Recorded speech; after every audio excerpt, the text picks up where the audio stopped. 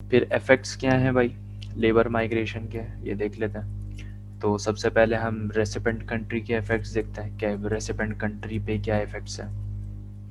Recipient वो जो receive कर रही है लेबर को, तो उनका फ़ायदा ये है कि एबिलिटी टू प्रोड्यूस उनकी बढ़ जाती है। इसका मतलब ये है कि जब उनके पास लेबर बहुत तादाद में आ जाएगी तो वो ज़्यादा प्रोडक्शन कर सकता है।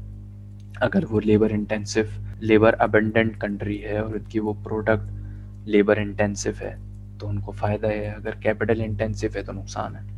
ठीक है, तो अगर वो लेबर अबंडेंट कंट्री है तो ज़्यादा लेबर आने से लेबर सप्लाई उनकी इंक्रीज़ हो जाएगी। तो जब लेबर सप्लाई इंक्रीज़ हो जाएगी उनकी, तो फिर उनकी जो प्रोडक्टिव एबिलिटी है, मतलब प्रोडक्शन की एबिलिटी है, वो भी बढ़ जाएगी, जिसकी वजह से वो ज़्यादा प्रोडक्शन कर सकेंगे। और फिर ज़्यादातर अब मसला ये है कि जो वेस्टर्न कंट्रीज हैं ज़्यादातर वो तो कैपिटल अबंडेंट हैं, तो क्या उनमें भी लेबर माइग्रेशन फ़ायदेमंद होती है? तो वो दूसरा पॉइंट है हमारा कि जो high level of skills labour है, मतलब हाईली स्किल्ड लेबर है, कैपिटल अबंडेंट कंट्री जो है वो उन्हें ख़ास तौर पे टारगेट करती है, क्योंकि वो एक्चुअली ह्यूमन कैपिटल हैं जो हाईली स्किल्ड हैं। जैसे इन्होंने यहाँ पे छोटा सा दिया हुआ है कि H1B वीज़ास जो हैं यूएस के, वो टारगेट करते हैं इस टाइप के वर्कर्स को। मतलब किसी को अगर H1B वीज़ा मिला हुआ है यूएस का, तो आप उससे खड़े होकर सलूट करें, ठीक है, क्योंकि वो बहुत हाईली स्किल्ड है, इसलिए यूएस ने उन्हें इस तरीके का वीज़ा दिया कि आ जाएं भाई आप और हमारे लिए ये काम करें फलाना। मतलब जैसे अब क्या बताऊं मैं भाई, ये मिसाइल किसने बनाया पाकिस्तान में, सही है, उन्हें अगर वीज़ा मिल जाता है तो उन्हें H1B का मिल जाएगा।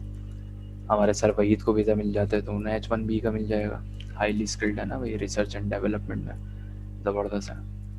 ठीक है, तो हम ये एग्जांपल्स ले सकते हैं, या और भी कोई इमरान खान साहब को मिल जाएगा शायद। आगे क्या है अबे भाई, ये कितना है, ये तो बढ़ते ही जा रहा है, वाह।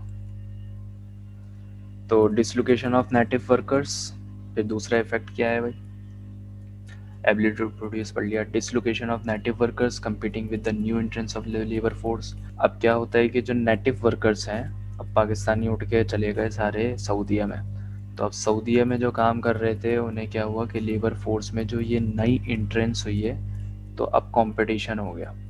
ठीक है, अब वो उनके जितने मज़े थे अब वो मज़े हो गए ख़त्म, क्योंकि जो दूसरे मुल्क से उठ के लोग जा रहे हैं तो वो ऐसी आंखें मसलते हुए तो नहीं जा रहे, वो जाहिर सी बात है उनमें कोई ना कोई स्किल है, और अच्छी स्किल है, अच्छा एक्सपीरियंस है, जब भी वो जा रहा है। तो नेटिव वर्कर की अब आ गई शामत।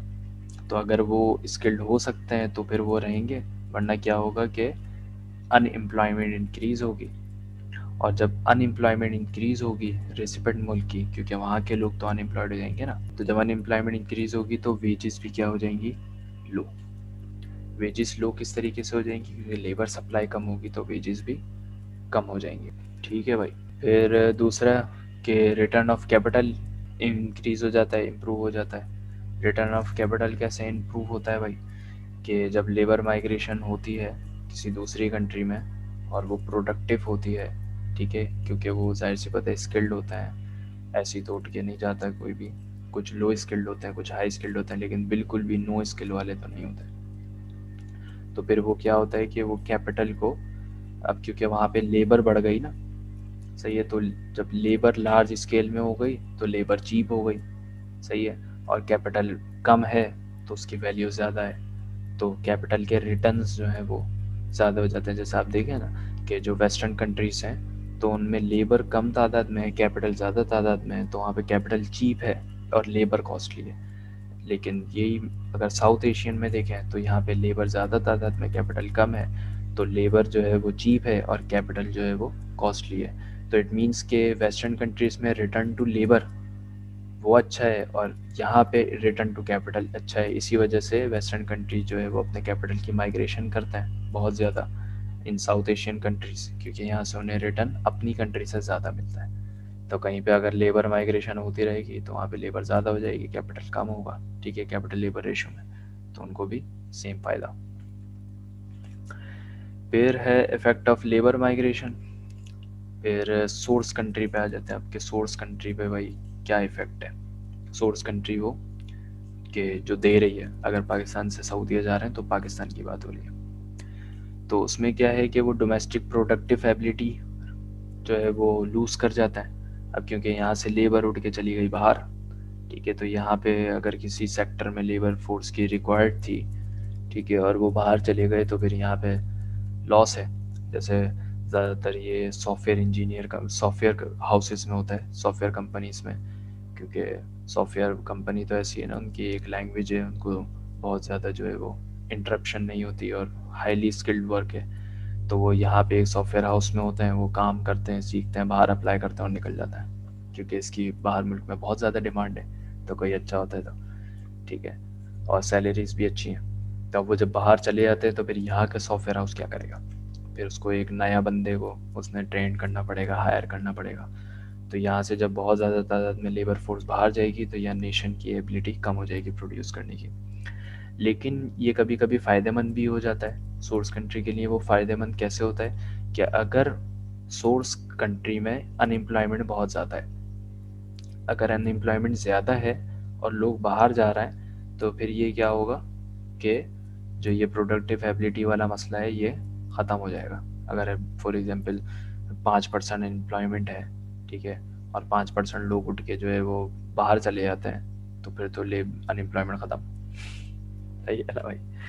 लेकिन ऐसा होता नहीं है, क्योंकि इतनी ज़्यादा तादाद में जाते नहीं हैं। खैर, the loss of skilled workers a brain drain reduce human capital. इसका मतलब क्या है कि भाई स्किल्ड वर्कर्स जो है वो चले जाते हैं, क्योंकि अभी हमने जो है H1B वीज़ा की एग्जांपल ली यूएस की, तो वो भी, और फिर ऐसा भी कि जो बैकवर्ड कंट्रीज हैं बहुत ज़्यादा, तो वहाँ पे जो स्किल्ड लोग हो जाते हैं जो बहुत ज़बरदस्त हो जाता है, ठीक है, तो वो कोशिश करते हैं कि अब हम बाहर ही चले जाएं, इस मुल्क में कुछ नहीं रखा, ठीक है। तो जब वो बाहर चले जाते हैं तो फिर क्या होता है कि ये ब्रेन ड्रेन है। ह्यूमन कैपिटल जो रिसर्च और डेवलपमेंट कर सकते थे या जो कुछ इनोवेशन ला सकते थे सेक्टर्स में, उनके पास इतनी कैपेबिलिटी थी, इतनी एबिलिटी थी, तो वो तो चले गए बाहर। अब हम रह गए अनस्किल्ड और सेमी स्किल्ड लोग यहाँ पे, ठीक है। तो अ, ये भी जो है वो हो सकता है कवर अप। वो किस तरीके से हो सकता है कि जो मतलब इतने एफिशिएंट लोग हैं उन्हें हम ट्रेनिंग दें। सही, अगर हम उन्हें ट्रेनिंग दें तो अगर ये स्किल्ड लोग बाहर चले भी जाते हैं तो हम न्यू स्किल्ड लोग जो है वो जनरेट कर देंगे।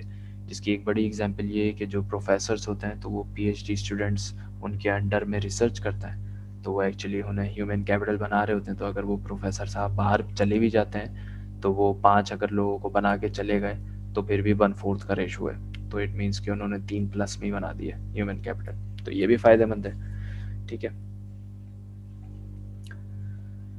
फिर और इफ़ेक्ट क्या है कि भाई डोमेस्टिक वेज जो है वो इंक्रीज़ हो जाती है। अब डोमेस्टिक वेज किस तरीके से इंक्रीज़ होती है, क्योंकि ज़ाहिर सी बात है लेबर क्योंकि अब कम हो जाएगी, तो जब लेबर कम होगी तो फिर उसकी वैल्यू बढ़ जाएगी। जो चीज़ कम होती है उसकी वैल्यू होती है। सही है भाई?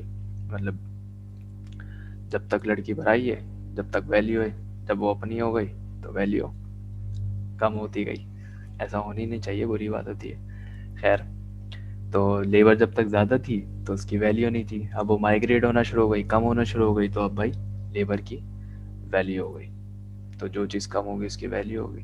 तो यहाँ पे भी यही लिखा हुआ है कि नंबर ऑफ़ वर्कर्स क्योंकि डिक्लाइन हो जाएंगे, ठीक है, जिसकी वजह से सोर्स कंट्री में वेजेस ड्राइविंग अप मतलब बढ़ जाएंगे, ठीक है।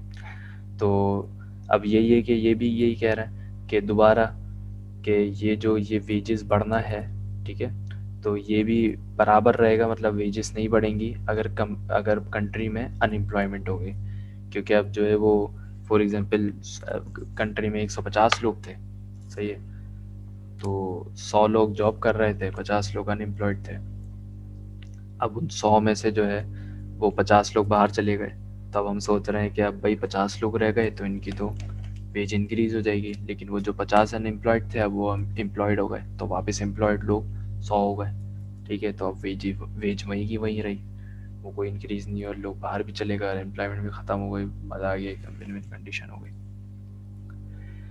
फिर a new source of foreign earnings, repatriated income. अब ये रिपेट्रिएट हमने पढ़ा है कि वापस अपनी ही कंट्री में तो अब क्या होता है कि जब यहाँ से लोग बाहर जाते हैं तो फिर जाहिर सी बात है वो बाहर जाके वहीं पे ऐश तो नहीं कर लेते। वो यही होता है कि वहाँ पे खर्चा करके और फिर अपनी होम कंट्री में पैसे भेजते हैं, जिसे हम रेमिटेंसेस कहते हैं। तो इससे ये भी फ़ायदा होता है, सोर्स कंट्री को ये फ़ायदा है कि जब वहाँ पे बाहर जाते हैं तो फिर इनकम जो है वो वापस घूम के यहीं पे आती है, जहाँ हमारा एक बड़ा पार्ट तो रेमिटेंसेस पे ही चल रहा है हमारी जीडीपी का। तो this is all about the chapter number 9।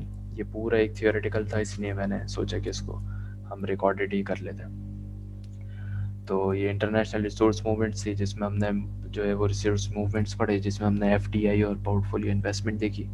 ठीक है, हमने उसके टाइप्स देखी कि क्या होती हैं और उनके रीजंस क्या हैं और उनके इफ़ेक्ट्स क्या होता है। ठीक है, होम कंट्री पे और होस्ट कंट्री पे। फिर हमने जो है वो अब देखा कि मल्टीनेशनल कॉरपोरेशंस किस तरीके से इस चीज़ को कनेक्ट करती हैं। ठीक है, ये रिसोर्स मूवमेंट्स को, और उनके उसके जो है वो कॉस्ट एंड बेनिफिट्स क्या हैं, मतलब उसके प्रोस एंड कॉन्स, मतलब उसके एडवांटेज और डिसएडवांटेजेस क्या हैं और उनके रीजंस क्या हैं। ठीक है, फिर हमने थोड़ा सा लेबर माइग्रेशन को भी देख लिया, क्योंकि रिसोर्स मूवमेंट में सिर्फ कैपिटल की तो बात नहीं होती ना, क्योंकि ये जितने भी हमने foreign direct investment, portfolio investment और ये मल्टीनेशनल पढ़े, तो ये सब जो है कैपिटल मूवमेंट की बात थी। तो लेबर की भी बात करनी थी कहीं ना कहीं, तो हमने लेबर मूवमेंट की भी बात कर ली। लेबर मूवमेंट में भी हमने देख लिया कि क्या क्या नफ़ा और नुकसान है, ठीक है, सोर्स कंट्री को और रेसिपेंट कंट्री को। तो अगर कोई सवाल हो तो बिल्कुल ना शर्माए मुझसे पूछने में, और दैट्स इट। Thank you.